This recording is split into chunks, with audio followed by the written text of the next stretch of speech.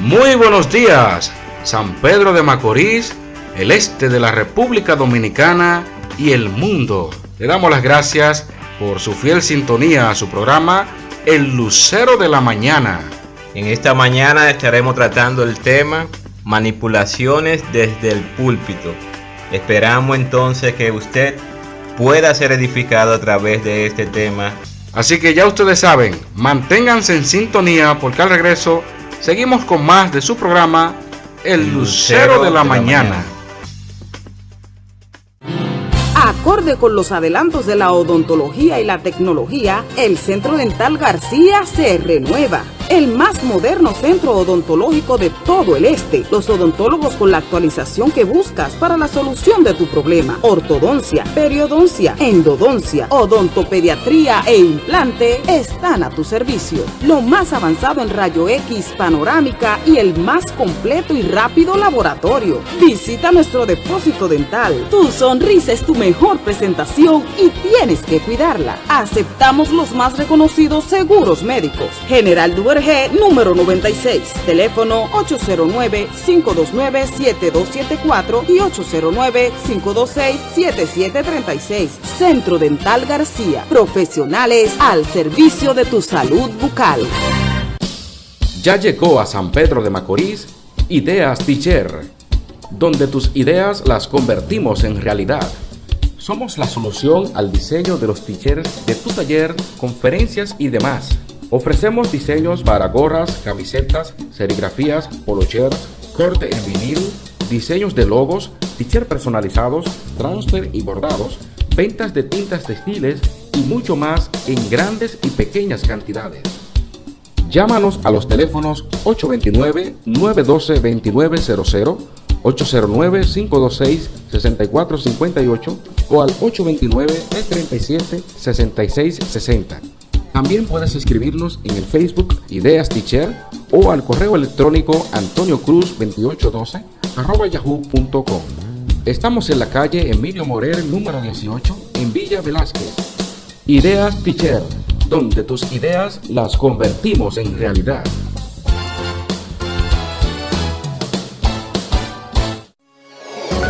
Ya regresamos con más de El Lucero de la Mañana.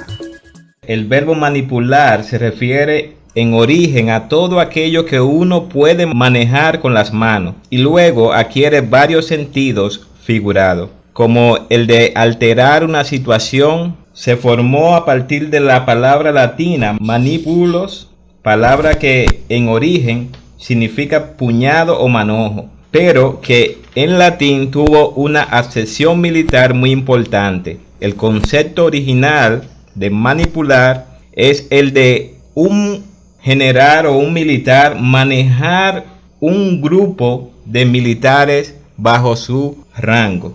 Es decir, que esta palabra manipular consiste en manipular o manejar o distorsionar, ya sea la verdad, ya sea la justicia, con un propósito claramente definido por quien hace uso de esta herramienta.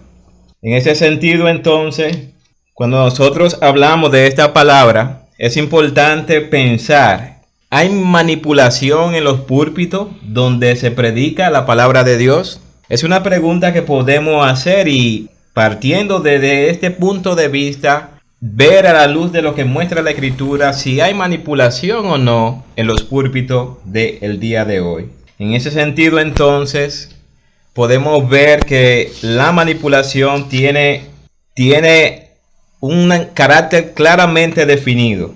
Despertar a una realidad que comienza a despertar en los creyentes, ya sea a través de repeticiones, ya sea solicitándole que hagan ciertas acciones o pronunciaciones de palabra en diferentes tipos de tono. Bueno, Fran, definitivamente para nosotros compartir este tema es de mucha responsabilidad porque hacemos uso precisamente del púlpito. De manera que este tema nos compete a todos. Estamos hablando de pastores, líderes, ministros en sentido general, personas que dirigen el canto, la iglesia, dirigen la oración. Cualquier persona que de alguna manera u otra hace uso del púlpito puede que caiga en uno de estos factores que estaremos mencionando para que las personas puedan tener conciencia de lo que es precisamente esto de manipular. Creo que la manipulación es algo que se da con mucha frecuencia y muchas veces los creyentes están tan acostumbrados a ser manipulados que ni cuenta se dan. De manera que nosotros en el día de hoy queremos realmente compartir esto, no para provocar que usted vaya y cuestione a sus líderes necesariamente, pero es bueno que como creyentes tengamos la actitud de los bereanos, que eran personas, dice, que eran más nobles que los de Tesalónica. ¿Por qué? ¿Qué hacían ellos? ¿Qué tenían de bueno?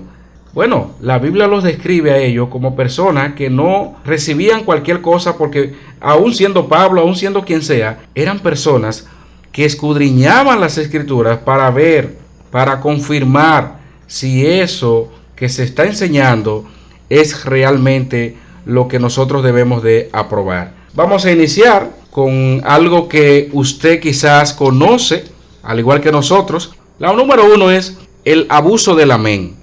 Cuando hablamos de el abuso del amén, nos referimos precisamente a presionar a las personas a expresar su acuerdo con lo dicho, reduciendo su posibilidad de discrepar o aprobar espontáneamente. Frank, amén, ¿qué significa cuando decimos amén? Que así sea. Esta palabra siempre que es utilizada en la escritura, nosotros la vemos como una exclamación y nunca como en forma de pregunta. Amén. O sea, siempre es como una exclamación, es una afirmación. Yo estoy totalmente de acuerdo, yo consiento totalmente lo que se está diciendo, pero nunca en forma de pregunta, Smiley. Cuando se emplea en forma de pregunta, sin lugar a duda, se está buscando una respuesta similar o que se apoye lo que se está diciendo cuando la congregación quizás no está de acuerdo en apoyarlo. Correcto. Y algo interesante que podemos decir con la cultura del amén, que se ha dado bastante, es que hay frases específicas que de alguna manera u otra presionan a que la iglesia en sentido general diga amén por algo que se esté diciendo. Por ejemplo, ustedes quizás han escuchado esta famosa frase: ¿cuántos dicen amén? ¿Habrá alguien que diga amén?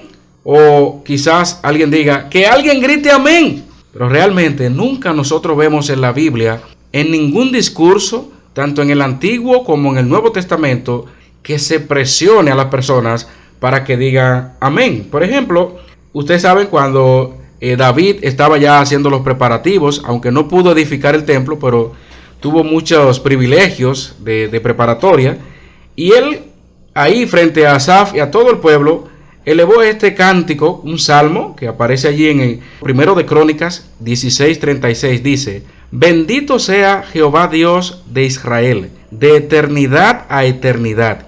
Y oye, Fran, lo que dice el pueblo: y dijo todo el pueblo amén, y alabó a Jehová. O sea, no vemos a David diciendo digan amén. No, eso fue algo espontáneo. Sí. El primero de Reyes, capítulo 1, versículo 36, cuando ya se está dando instrucciones, el mismo David ya para su hijo Salomón, que habría de sucederle en el trono, allí se agruparon los sacerdotes Sadot y otros más, entre ellos Benaía, hijo de Joiada, que dice el capítulo 1 del versículo 36 de Primero de Reyes: entonces Benaía, hijo de Joiada, respondió al rey y dijo: amén, así lo diga Jehová, Dios de mi señor el rey. Otra vez nos vemos a David diciéndole: Benaía, di amén. No. Usted dirá, bueno, pero eso lo dice el Antiguo Testamento. No, si nos vamos más adelante al Nuevo Testamento, podemos encontrar en 1 de Corintios, capítulo 14, versículo 16, lo siguiente: porque si bendices solo con el Espíritu, el que ocupa lugar de simple oyente, ¿cómo dirá el amén a tu acción de gracias? Pues no sabe lo que has dicho. En pocas palabras, de ahí se desprenden varias cosas. Porque el texto está diciendo que usted debe saber, usted debe de entender lo que se está diciendo para luego decir amén. Así es. O sea, ahí excluimos, sacamos a aquellos hermanos que se están durmiendo en el culto y de repente, para que nadie se dé cuenta de que no están atendiendo, amén. No estamos sacando a esas personas. Ahora, lo que estamos diciendo es de qué manera muchos líderes obligan, ya sea consciente o inconscientemente, a las personas para que digan amén. Si la intención de un predicador es que la gente grite amén, ya tiene su recompensa, Frank. Así es. Claro, porque si lo que me interesa es que la persona se ponga de pie y gloria a Dios, amén. No. Ahora, no todas las veces que uno esté predicando, enseñando, va a escuchar un amén. Sobre todo cuando es un mensaje confrontador. Así es. A las personas les gusta que le hablen de palabras de buen éxito, de superación, pero a nadie le gusta que le hablen de humillarse ante Dios, de confesar nuestros pecados. Entonces, si lo que yo estoy predicando, enseñando, ministrando de alguna manera u otra, es simple y llanamente para producir un gran amén, yo tengo que revisar mi corazón. Porque el único que debe de llevarse la gloria es el Señor.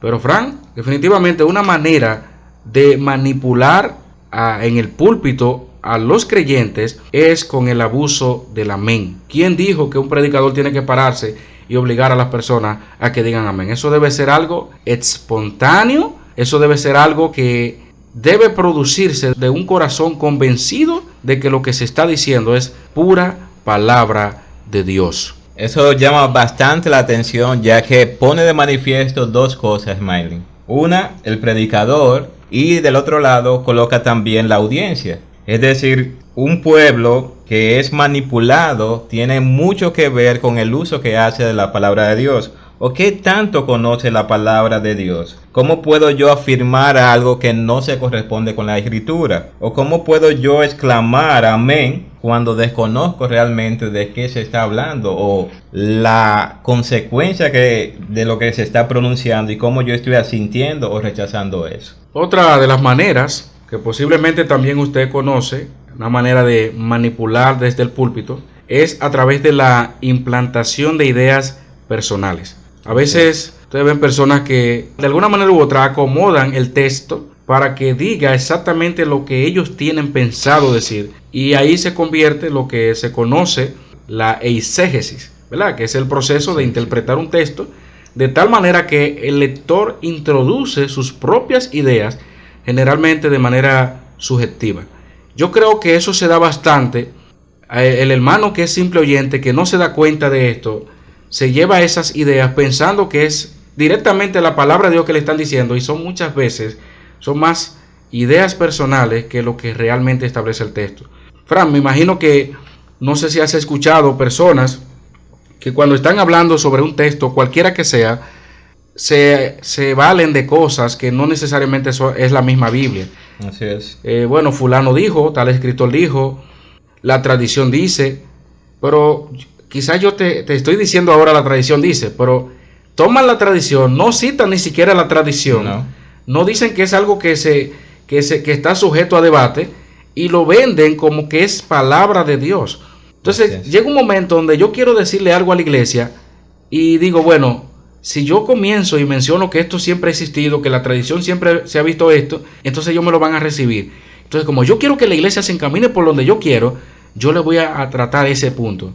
Yo creo que es una irresponsabilidad muchas veces que se comete cuando agarramos hasta versiones de la Biblia que nos resultan un poquito fácil, que posiblemente traduzcan el texto de una manera que puede ser fácil de entender, pero no necesariamente es lo que está expresando el original.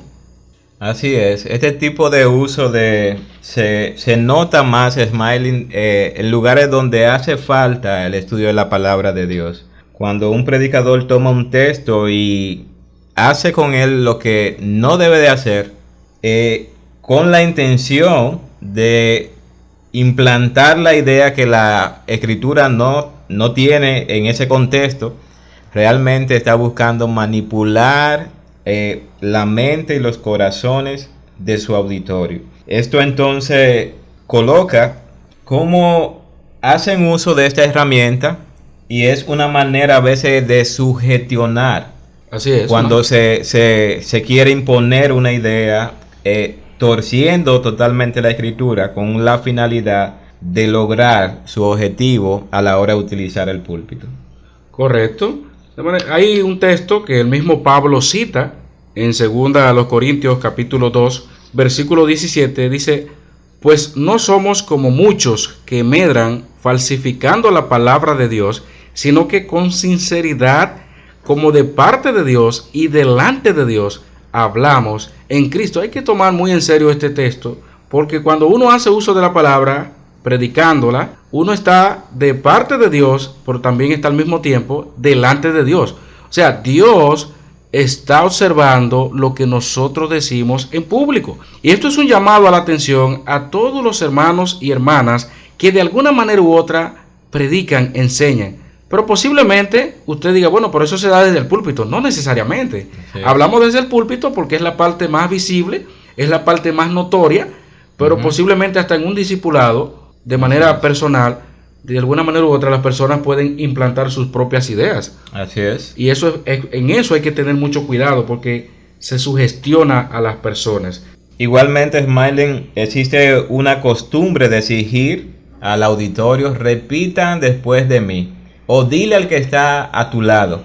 Eso, en cierta manera, es como nublar la mente, el pensamiento, todo lo que el auditorio tiene, con la finalidad de ser guiado como quiere que sea guiado. Mira, y no necesariamente, no podemos juzgar quizás las intenciones de las personas que hacen esto, pero he notado que líderes hacen esto como un rompehielo. Si te fijas, Frank, vamos a hacer un rompehielo. Dile al que está a tu lado, Cristo te ama, pero no necesariamente porque la persona lo diga, es porque le nació decirlo, fue algo de corazón, con sinceridad, sino que para que no me vean a mí como que soy el quizás más pesado del grupo, no hablo con nadie, déjame hablar, y de alguna manera u otra esa persona está presionada. Pero ¿qué pasa? Que hay conductas que son aprendidas. Hay cosas que nosotros arrastramos porque quizás lo vimos en un pastor, en un líder, que quizás le funcionó eso. Y como a él le funcionó, ahí es un tema del pragmatismo, que más adelante en un nuevo programa pudiéramos estar tratándolo, de que, bueno, si esto funciona, lo voy a hacer. No estamos diciendo en sí que decirle a una persona o públicamente a los hermanos, dígale al que está a su lado, Dios te bendiga, o cualquier otra cosa. No estamos diciendo eso. Estamos diciendo que posiblemente a través de esas acciones públicas usted esté manipulando a los creyentes a hacer cosas que no necesariamente es lo que quieren hacer. Si a mí me llaman a un sitio, a un lugar para predicar, ¿qué yo debo de hacer? Predicar la palabra. Predicar la palabra de Dios. O sea, mi intención no debe ser que la persona necesariamente sonría, porque tampoco somos un show. No. La palabra de Dios es la que va a producir ese cambio en cada corazón. Si es algo que puede a la persona darle alegría, amén. Si es algo que le va a dar tristeza, amén. Pero yo no puedo estar dependiendo de las personas. Yo tengo que entender de que yo le voy a dar un mensaje que puede ser que a alguno le parezca gracioso, pero a otro le parezca pesado. Al fin y al cabo es la palabra de Dios lo que yo debo de comunicar. Yo no debo de implantar, no debo de sugestionar a las personas, no debo de manipular con el abuso del amén, no debo de manipular con la implantación de ideas personales, la sugestión pública. Esto se da, Fran, saliéndonos del púlpito un momento, en las famosas maratónicas que se hacen. Así es.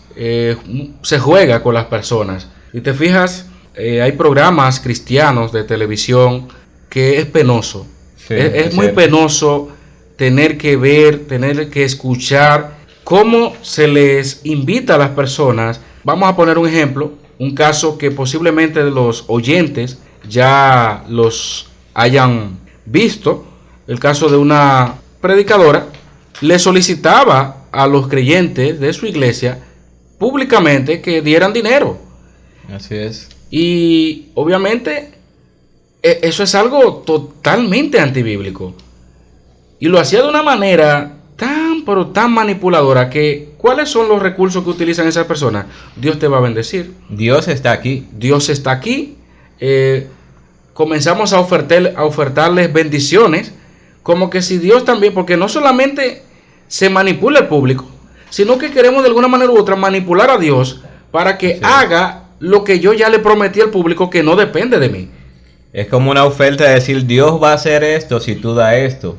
En cierta manera, entonces, es colocar a Dios como al servicio nuestro, y para satisfacer a las personas, entonces, debemos de otorgarle lo que le hemos prometido, y Dios es quien va a cumplir eso. Otra manera es a través del abuso de la autoridad, y esto sí es que se da bastante, Frank. El famoso abuso de la autoridad. Hay pastores que son terroristas y dictadores. Mira, esto se refleja hasta en tipos de disciplina que no muestran amor. Así es. Hay pastores que se jactan de que no, yo lo pongo en disciplina. Pero ve a ver qué tipo de disciplina es. Como dicen en cuanto a la crianza.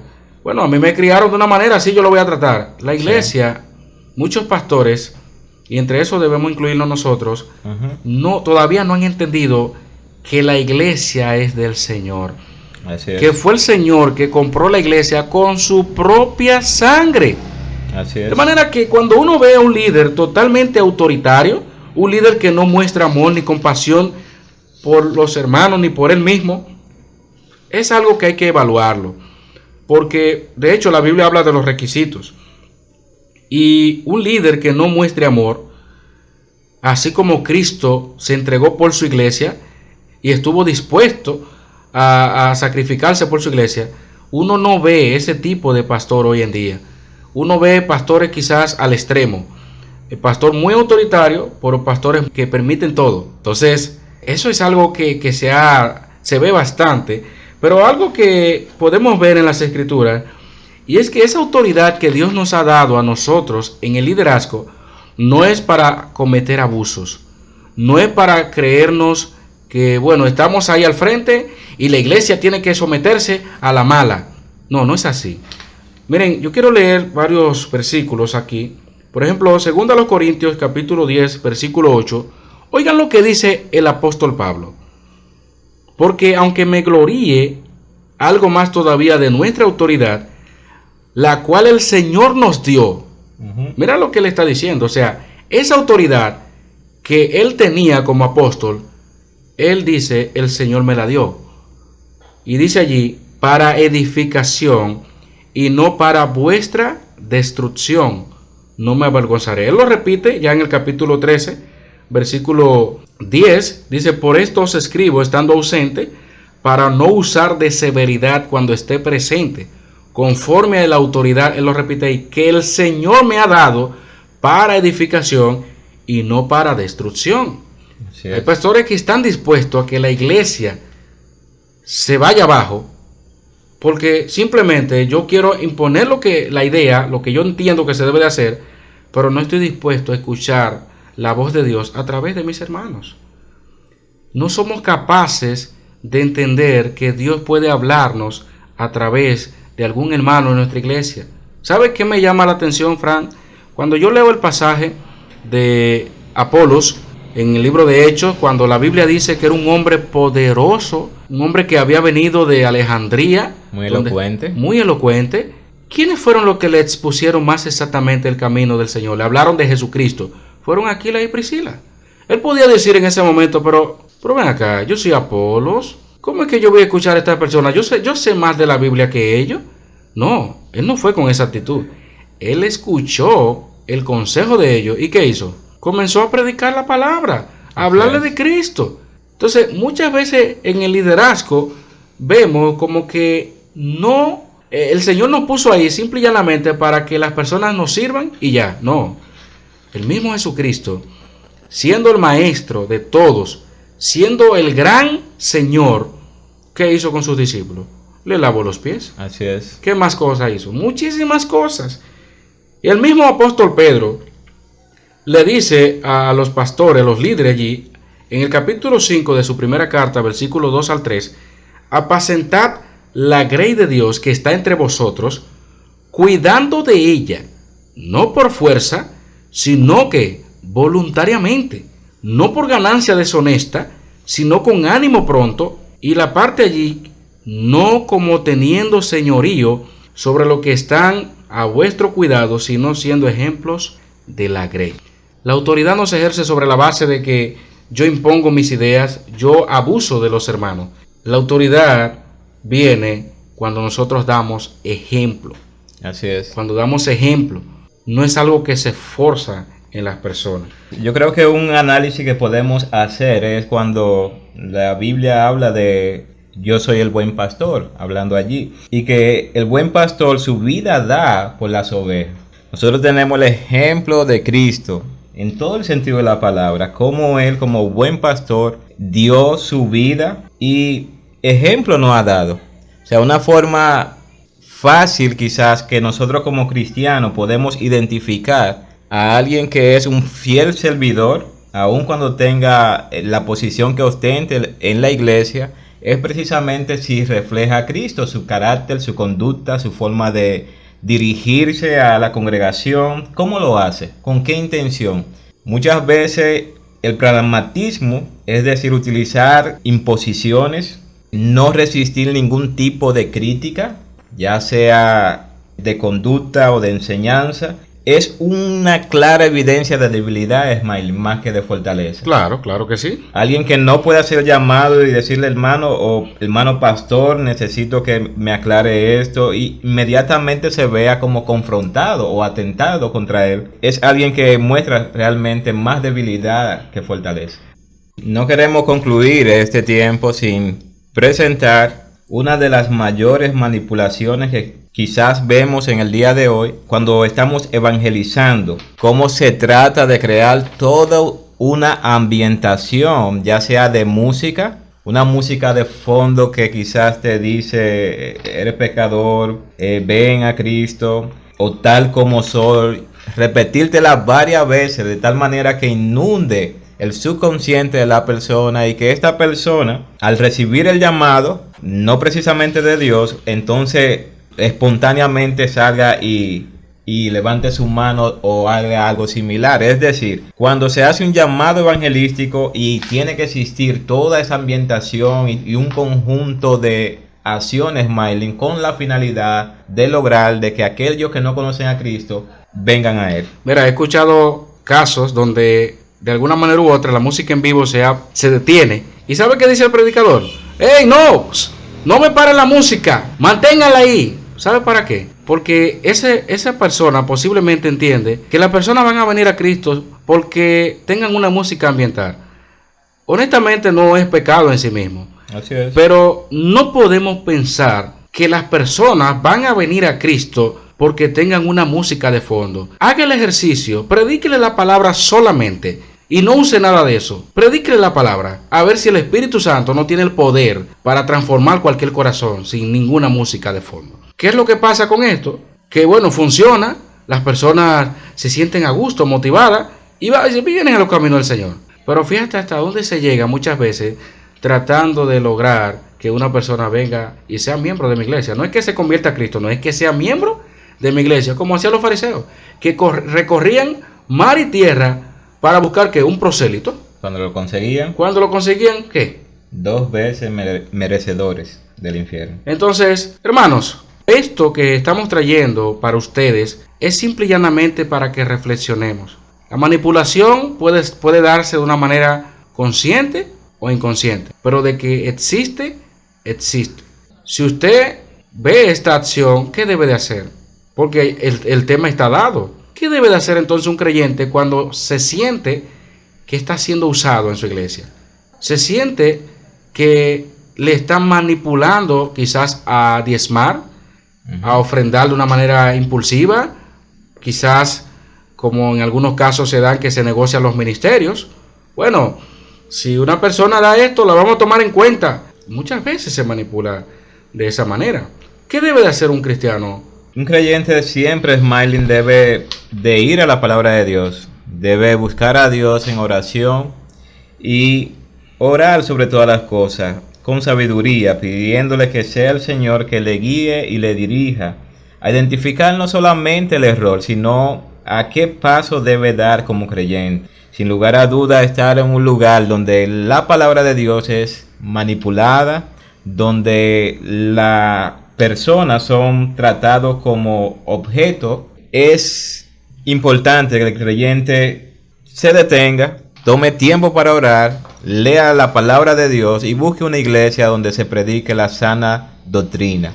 Queremos darle las gracias a nuestra hermana Zaida, que nos escribe por WhatsApp diciendo, en cuanto al aviso en el uso del amén, podemos ver las redes sociales que mediante figuras o fotos de personas enfermas de gravedad pueden que todo el mundo le escriba un amén, para ellos tener muchos likes para su propio beneficio. Eso se da bastante, se manipula también en las redes sociales con personas enfermas para que de alguna manera u otra buscar amén, que viene siendo el like del Facebook. Gracias por escuchar nuestro programa El Lucero de la Mañana. Si deseas escuchar o leer el texto de este programa, visítanos a nuestra dirección en Facebook, Iglesia Bíblica Cristiana Ebenezer, y llamarnos a los teléfonos 829-286-9481, 809-418-5066. También puedes escribirnos a nuestro correo electrónico ibcebenecer08@gmail.com. Dios les bendiga y si Él lo permite nos vemos la próxima semana.